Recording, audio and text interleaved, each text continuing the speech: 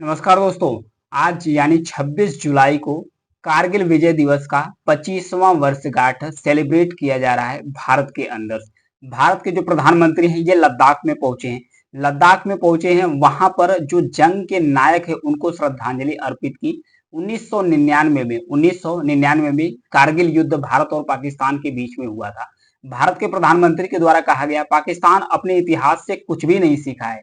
जितनी बार पाकिस्तान प्रयास किया है भारत पर अटैक करने की या जितनी बार युद्ध लड़ा है, हर बार पाकिस्तान को हार का ही सामना करना पड़ा है। लेकिन फिर भी पाकिस्तान आतंकवाद के माध्यम से प्रॉक्सी वार करता है। फिर भी मैं उनको आगाह करता हूं, जितने भी आतंकवादी आका हैं उनको आगाह करता हूं कि आपका हम जम्मू कश्मीर यानी भारत के अंदर कोई भी गतिविधि को एक्टिव नहीं रहने देंगे, यानी समाप्त कर देंगे। तो जो कारगिल विजय दिवस है ये मनाया जा रहा है, भारत के हर जगह कारगिल विजय दिवस मनाया जा रहा है। न केवल जम्मू कश्मीर बल्कि देश के अन्य अन्य जगहों पर भी मनाया जा रहा है कारगिल विजय दिवस। तो आइए समझते हैं कारगिल विजय दिवस के बारे में, जानेंगे और जो भी इसमें जंग के नायक रहे हैं उनके बारे में भी समझेंगे। कहां से कैसे स्टार्ट हुआ है इसके बारे में समझ लेते हैं। 3 मई को पाकिस्तान की जो सेना है वो घुसपैठ करती है जम्मू कश्मीर में। भारत के जो जम्मू कश्मीर वाला हिस्सा है कारगिल में, वहां पर घुसपैठ करती है। तो ये अटैक करते हैं। अटैक करने के बाद 527 भारतीय जवान शहीद हो जाते हैं।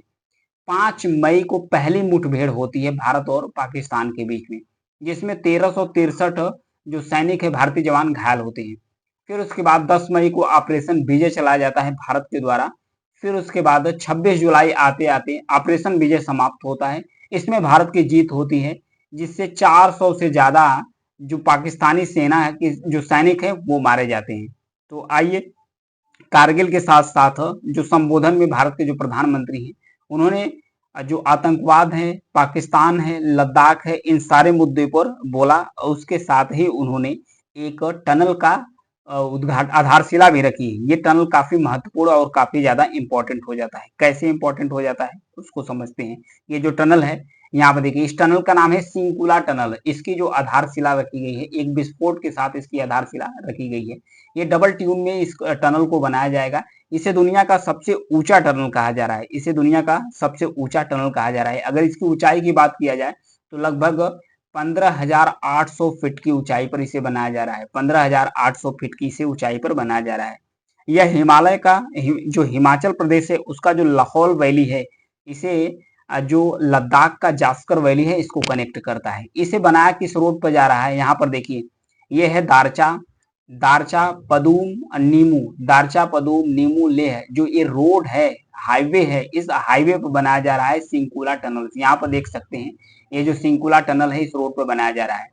ये जो हिमाचल प्रदेश का जो लाहौल वैली है, लाहौल जो घाटी है, इसको कनेक्ट करता है किससे, जास्कर वैली यानी जास्कर घाटी से कनेक्ट करता है। अगर इसकी लंबाई की बात किया जाए तो इसकी लंबाई लगभग 4.1 किलोमीटर है। अगर इसकी कॉस्ट यानी लागत की बात किया जाए तो 1681 करोड़ रुपए इसकी लागत आएगी। इसका टारगेट रखा गया है दिसंबर 2025 तक ये कंप्लीट हो जाएगा। इसे बना कौन रहा है, बीआरओ, बॉर्डर रोड ऑर्गेनाइजेशन के द्वारा बनाया जा रहा है। इसे बताया जा रहा है कि मात्र 2 साल के अंदर इसे कंप्लीट कर लिया जाएगा। 2 साल के अंदर कंप्लीट कर लिया जाएगा। ये जो सिंकुला ला टनल है ये twin tube double lane tunnel होगी। इसमें हर 500 मीटर के बाद क्रॉस पैसेज होगा। हर 500 मीटर के बाद इसमें एक क्रॉस पैसेज होगा कि जो इधर उधर से जो गाड़ियां हैं वो आसानी से क्रॉस कर सके, इसमें लगाया जाएगा। इसके साथ ही डेटा एग्जीवेशन सिस्टम होगा, मैकेनिकल वेंटिलेशन सिस्टम होगा, फायर फाइटिंग सिस्टम होगा और कम्युनिकेशन टेक्नोलॉजी जैसी सुविधाओं से ये लैस होगा। ये था इसके बारे में। अब समझते हैं जो कारगिल विजय दिवस है उसके बारे में समझते हैं और कहाँ कहाँ पे जंग लड़ी गई थी। यहाँ पर देखिए, ये द्रास सेक्टर्स है, यहाँ पर लड़ी गई थी जंग। ये जो टाइगर्स हिल्स है यहाँ पर लड़ी गई थी जंग और कारगिल में लड़ी गई थी जंग। इन सारे सेक्टर्स पर घुसपैठ किए थे। पहले द्रास सेक्टर में किए थे, फिर उसके बाद ये 5 मई 1999 को पाकिस्तान की जो घुसपैठ है, भारत और पाकिस्तान के बीच में जो कारगिल युद्ध है पहाड़ी चोटी पर, वो युद्ध स्टार्ट कर दिया।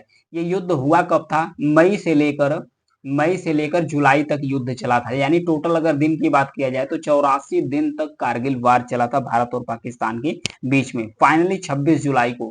फाइनली 26 जुलाई को भारत ऑपरेशन विजय के माध्यम से जीतता है। जीतने के बाद भारत इसको सेलिब्रेट करता है, विजय दिवस को सेलिब्रेट करता है। तो आइए समझते हैं कि जो 84 दिन तक चला था, ये किस तरीके से और कैसे कैसे इस जंग को लड़ा गया था, इसकी शुरुआत कैसे हुई थी। शुरुआत इसकी हुई थी 3 मई को। 3 मई 1999 को एक चरवाहे ने कुछ हथियारबंद घुसपैठियों को कारगिल की चोटियों पर देखा था। कारगिल मैंने मैप में दिखाया, कारगिल की चोटियों पर देखा था। इसकी जानकारी तुरंत भारतीय सेना को दी। जैसे ही भारतीय सेना को इसकी जानकारी मिली तो 5 मई आते आते 5 मई 1999 को भारतीय सैनिक घुसपैठ वाले इलाके में गश्त करने के लिए पहुंचते हैं। इस दौरान जो पाकिस्तानी सेना छुपे हुए थे वो तुरंत सैनिक पर अटैक करते हैं, जिसमें 5 भारत के जो जवान है शहीद हो जाते हैं। जब 5 जवान शहीद हो जाते हैं, फिर आता है 9 मई का दिन। 9 मई का दिन आता है तो 9 मई में पाकिस्तानी सैनिकों ने कारगिल में मजबूत पकड़ बना ली थी। उन्होंने वहां भारत का जो गोला बारूद डिपो है उस पर जाकर गोलाबारी भी की थी। फिर 10 मई आते आते पाकिस्तानी जो सैनिक है एलओसी यानी कि लाइन ऑफ कंट्रोल, एलओसी के पास द्रास, कारगिल, बटालिक और जो मुस्को सेक्टर है उसमें घुसपैठ करते हैं। इन्हें रोकने के लिए भारतीय सेना ऑपरेशन विजय चलाती है। ऑपरेशन विजय चलाई जाती है किसके द्वारा? भारतीय सेना के द्वारा ऑपरेशन विजय चलाई जाती है। तो इसमें होता क्या है, फिर उसके बाद विजय की शुरुआत होती है। फिर 26 मई आता है, 26 मई का दिन आता है। तो 26 मई 1999 को भारतीय वायुसेना ने ऑपरेशन सफेद सागर चलाती है। भारतीय वायुसेना के द्वारा भी ऑपरेशन ऑपरेशन सफेद सागर चलाया जाता है भारतीय वायुसेना के द्वारा। ये सेना करती क्या है, पाकिस्तानी सैनिकों के कब्जे वाले जो ठिकाने हैं उसको तबाह कर देती है। फिर आता है 27 से 28 मई वाला दिन। 27 से 28 मई वाले दिन को भारतीय वायुसेना के 3 विमान यानी जो मिग 21 है, फिर उसके बाद मिग 27 है, फिर मिग 17 है, मिग 17 है, इस 3 विमान को पाकिस्तानी सेना मार गिराते हैं। इसमें वायुसेना के 4 जवान भी शहीद हो जाते हैं, वायुसेना के 4 जवान शहीद हो जाते हैं। फिर आता है 31 मई का दिन। 31 मई तत्कालीन प्रधानमंत्री अटल बिहारी वाजपेयी ने बयान जारी कर कहा था कि कश्मीर में पाकिस्तान के साथ युद्ध जैसे हालात बन चुके हैं। 5 जून आते आते 5 जून आते आते भारत ने पाकिस्तानी सैनिकों की लाशों से बरामद कुछ डॉक्यूमेंट्स जारी किए। इससे आधिकारिक तौर पर पता चला कि घुसपैठ के पीछे पाकिस्तान का हाथ है। फिर 13 जून का समय आता है। 13 जून को भारतीय सेना ने तोलो लिंग पर कब्जा कर लिया। वहीं पीएम वाजपेयी ने कारगिल का दौरा भी किया था और सैनिकों को एड्रेस यानी संबोधित भी किया था। फिर आता है 15 जून का समय। 15 जून को तत्कालीन अमेरिकी राष्ट्रपति विल क्लिंटन ने पाकिस्तान के पीओ नवाज शरीफ से बात की और कारगिल से अपने सैनिकों को तुरंत वापस बुलाने के लिए कहा कि तुरंत आप अपने सैनिकों को वापस बुला लो। फिर 5 जुलाई का समय आता है। 5 जुलाई को क्या होता है, नवाज शरीफ ने कारगिल से पाकिस्तानी सेना को वापस बुलाने की घोषणा करते हैं और भारतीय सेना टाइगर हिल्स, द्रास सेक्टर पर कब्जा कर लेते हैं। टाइगर हिल्स और द्रास सेक्टर पर कब्जा कर लेते हैं।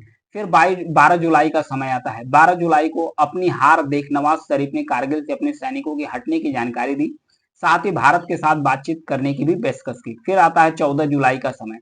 14 जुलाई को वाजपेयी ने ऑपरेशन विजय के सफल होने की घोषणा की। सरकार ने पाकिस्तान के शर्तों के साथ बातचीत की।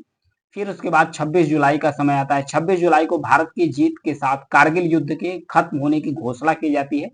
सैनिकों को बहादुरी के लिए सम्मान में यह दिन विजय दिवस के रूप में मनाया जाता है। सैनिकों के सम्मान के रूप में इस दिन को विजय दिवस के रूप में मनाया जाता है। तो हर साल 26 जुलाई को कारगिल का जो विजय दिवस है उसे सेलिब्रेट किया जा रहा है। तो इस बार सेलिब्रेट किया जा रहा है तो भारत के प्रधानमंत्री से संबोधित कर रहे हैं।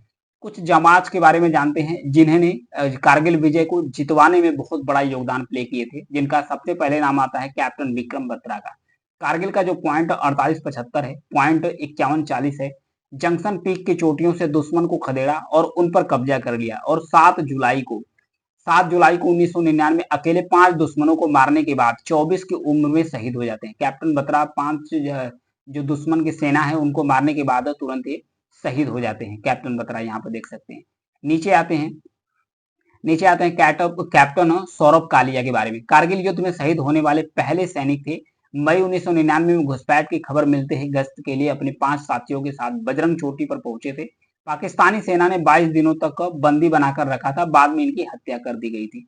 फिर इन्हें भी परमवीर चक्र मरणोपरांत परमवीर चक्र कैप्टन बत्रा को भी मिला था। परमवीर चक्र मरणोपरांत कैप्टन सौरभ कालिया को भी मिला था। फिर आते हैं स्क्वाड्रन लीडर अजय आहूजा, कारगिल युद्ध में इन्होंने वायुसेना की 17 स्क्वाड्रन की कमान संभाली थी। मिग 21 से पाकिस्तानी सैनिकों के ठिकानों को इन्होंने तबाह किया था। पाकिस्तान की जो FIM-92 स्टिंगर्स मिसाइल है, इन्होंने इस विमान को क्रैश करा दिया था। उसके बाद स्क्वाड्रन लीडर अजय आहूजा की भी मृत्यु हो जाती है। इनको भी मरणोपरांत वीर चक्र से सम्मानित किया गया था। फिर आते हैं कैप्टन मनोज कुमार पांडे। 24 साल के कैप्टन मनोज ने ऑपरेशन विजय के दौरान जौबार टाप पर कब्जा करने में अहम भूमिका निभाई। 4 पाकिस्तानी सैनिकों को इन्होंने मिलकर जान ली थी। 3 जुलाई 1999 को कारगिल में ये शहीद हो जाते हैं। मरणोपरांत इन्हें भी परमवीर चक्र से नवाजा जाता है। सूबेदार मेजर योगेंद्र यादव सबसे कम उम्र में परमवीर चक्र पाने वाले सैनिक हैं। इन्हें टाइगर हिल्स का हीरो कहा जाता है। दुश्मनों से लड़ते समय इनको 18 गोलियां लगी थी। ध्यान रखिएगा, इनको 18 गोलियां लगी थी दुश्मन से लड़ते समय। लगने के बाद भी ये पीछे नहीं हटे, ग्रेनेड की पिन हटाई और दर्जनों पाकिस्तानी सैनिकों की जान ली, यानी कि लगभग 12 सैनिकों की इन्होंने जान ली।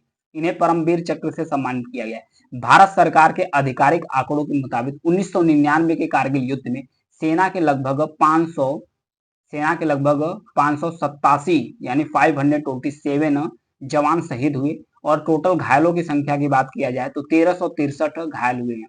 तो इन सब सारे मुद्दे को लेकर 26 जुलाई को जो सेलिब्रेट किया जा रहा है, जो विजय दिवस सेलिब्रेट किया जा रहा है, इस मौके पर भारत के प्रधानमंत्री के द्वारा कहा जा रहा है कि पाकिस्तान अपने अतीत, अपने इतिहास से कुछ भी नहीं सीखता। बार बार वो शुरू करता है, कोई भी प्रयास अटैक करने का शुरू करता है, फिर भी उसे मुंह की खानी पड़ती है। अब फिर भी जो आपने आतंकवादी संगठन के माध्यम से प्रॉक्सी वार पाकिस्तान लड़ता है, इसमें भी उसे असफलता ही मिलेगी। हम जितने भी आतंकवादी भारत के अंदर प्रवेश करेंगे, हम उनको पूरी तरीके से नष्ट कर देंगे। ये भारत के प्रधानमंत्री के द्वारा बोला गया था। ये था न्यूज एनालिसिस कारगिल विजय दिवस को लेकर। Thank you.